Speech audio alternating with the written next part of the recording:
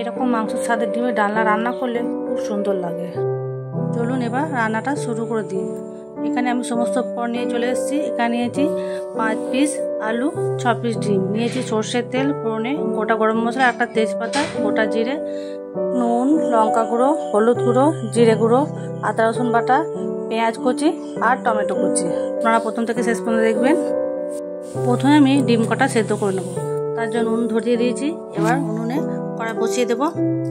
কড়াই বসিয়ে দিয়ে 1 বাটি মতো জল দিয়ে দেবো। জল দিয়ে আমি ডিম কটাকে সেদ্ধ করে নেবো। একে একে সব ডিমগুলো দিয়ে দেবো। এবার এর মধ্যে দিয়ে দেবো 1/2 চামচ মতো নুন। 1/2 চামচ নুন দিয়ে আমি ভালো করে সেদ্ধ করে নেব।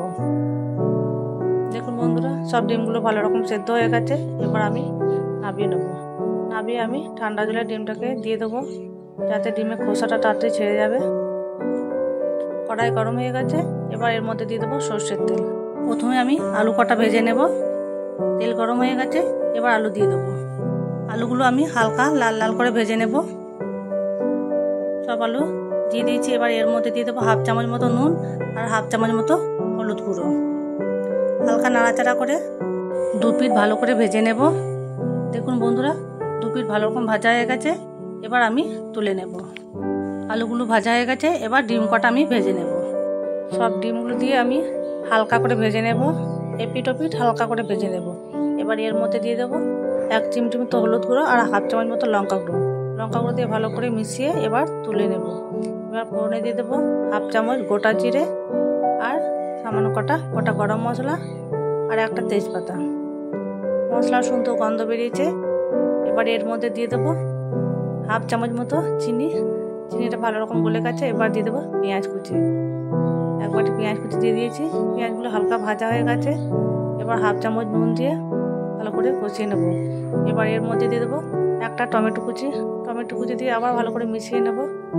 যতক্ষণ টমেটোটা ভালো করে সেদ্ধ হয়ে আসছে, টমেটোটাকে ভালো করে কষিয়ে নেব। এবার আমি 5 মিনিট মতো ঢাকা দিয়ে রাখবো।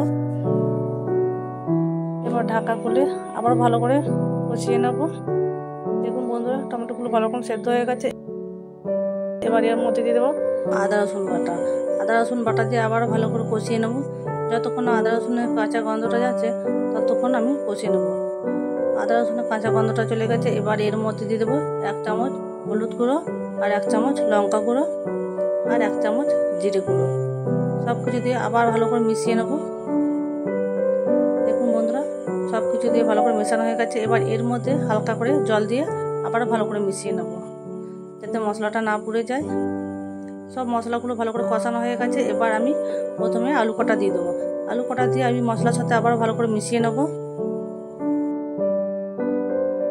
আলুটা আমি প্রথমে দিচ্ছি, কারণ আলুটা সেদ্ধ হয়নি, তাই অল্প জল দিয়ে আলুটাকে প্রথমে ভালো করে কষিয়ে নেব। কষিয়ে আমি 5 মিনিট মতো ঢাকা দিয়ে রাখবো। ঢাকা খুলে আবারও আমি ভালো করে কষিয়ে নেব।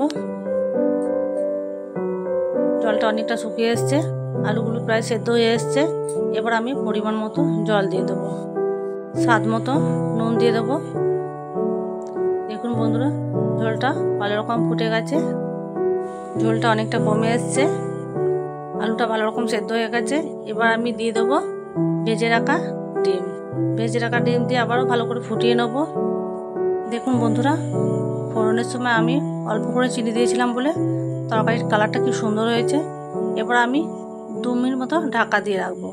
ঢাকা খুলে এবার আমি ওপর থেকে দিয়ে দেবো 4টে চেরা কাঁচা লঙ্কা আর 1/2 চা চামচ গরম মশলা।